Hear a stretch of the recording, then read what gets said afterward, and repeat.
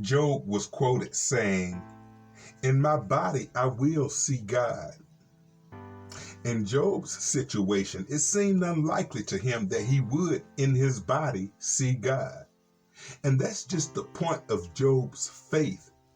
He was confident that God's justice would triumph, even if it would take a miracle like a resurrection to accomplish this. Welcome back to the program, everybody. I'm Reverend said, and this evening we're going to be reading Job chapter 20, verses 1 through 29, Zophar's second response to Job. And if you ain't did it already, please go ahead and hit that subscribe button, like, share, and comment on any video on this channel. All right, let's begin our reading at Job chapter 20, verses 1 through 29. Zophar the Naamathite replied, "I must reply because I am greatly disturbed. I've had to endure your insults, but now my spirit prompts me to reply. Don't you realize that from the beginning of time, ever since people were first placed on earth, the triumph of the wicked has been short-lived and the joy of the godless has only been temporary? Though the pride of the godless reaches to the heavens and their heads touch the cloud, yet they will vanish forever, thrown away like their own dung.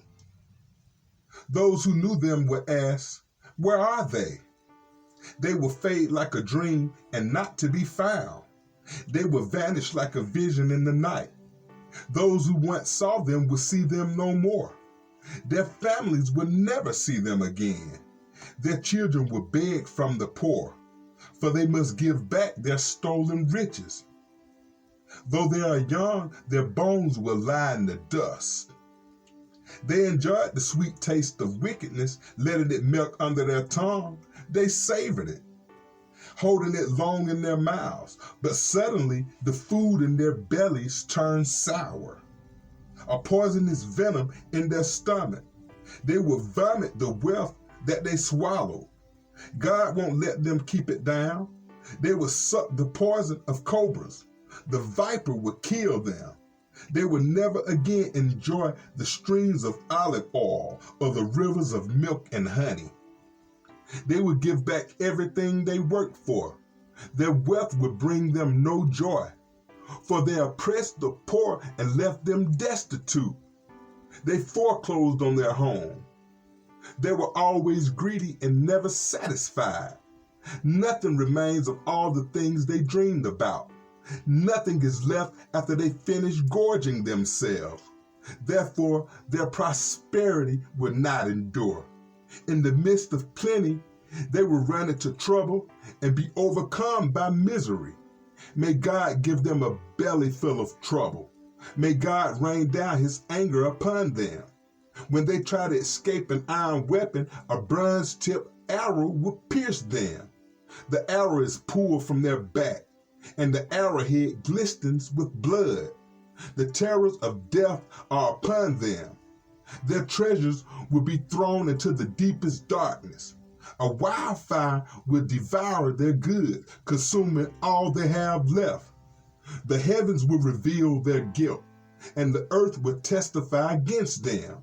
A flood will sweep away their house. God's anger will descend on them in torrents. This is the reward that God gives the wicked.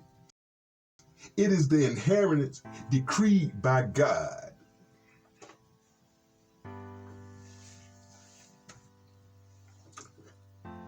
Although Zophar was wrong in directing his tirade against Job, he was correct in talking about the final end of evil people.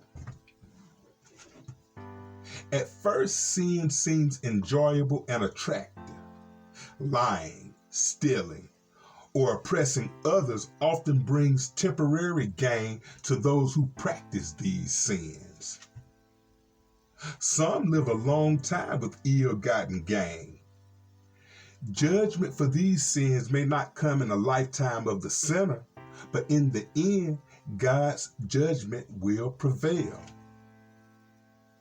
Punishment may be deferred until the very end, the last judgment, when sinners will be eternally cut off from God. We should not be impressed with or misled by the success and power of evil people, because God's judgment on them is certain. All right, everybody, that's going to wrap up our program for this evening. But please join me on the next episode where we'll be reading Job chapter 21, verses 1 through 34, Job's seventh speech, a response to Zophar. It's been wonderful having y'all as always, and stay blessed.